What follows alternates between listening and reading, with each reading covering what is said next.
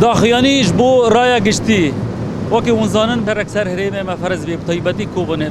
اف شرکی دجوار دست بی بو و پیلک کوچبری چی بو هر کسی بر خدا مرکز بازار کوبانه اجماع بازار کوبانه و وکی ونزانن بوه 10,000 انسان وکی آبوری تدی ما پیلان خاکرو بو امکانیات خاکرو بو ام پی دی وی ملت خارنه و خارنه و نان و آرد ام دکر اف شرال سر ما فرض و امکانیات ما کم بونه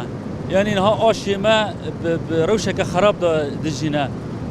آرد ما کم مایش برکو مازوتی هم آشان پی بشغلن پر کم بی یعنی که حیانی کمی 3-4 یان اف آشانا حیا دست مازوت هبه ام بشغلن و فرنه مجی وکی منزانن پارچه پیگرگن قطعه پیگرگن هرچیز پیگرگن ام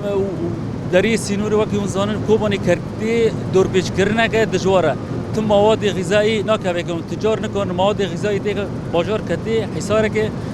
گله کوبانی و ملت کوبانی براستینی روشک زحمت را در بسی روشک خدمی زحمت را بر پیدوی جیان ناک نکوبانی و امکانیات دست مدا هر کو داره کم دبه و ملت بر کاریست که داره امج بانک خواهش رای گشتی دکن سازی ناف دولتی دکن کل دختل حکومت سوریه بکه اف دری سینوری اف ریحانه او مواد غذایی تیرا دین پیوستی ما سودمانی ہے به موضوع ہے اف روشا کو دریج بکه راستینی ملت روشا که پر زحمت را درباس بیا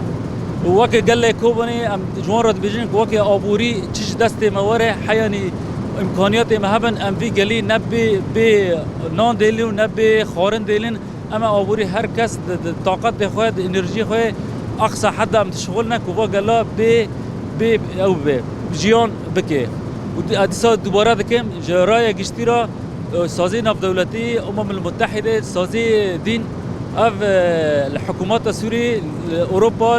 دولت دقته بکه اف حصار سر کوبانی و به یعنی حصار دستی که بریگال سر مدینه دوه سر سیویلان و سیویلان روشک زحمت کرده وقتی اونزان آب لجمن ها قطع کهرباء قطع انترنت قطع رجمار کوبانی گشتی 10,000 سازی خدمی و طاقت خود قصوا کار دکنه و اوجی بیر نکشینن ام در بکدی بانک خود دکن بازار کوبانی به بازار کی منکوبه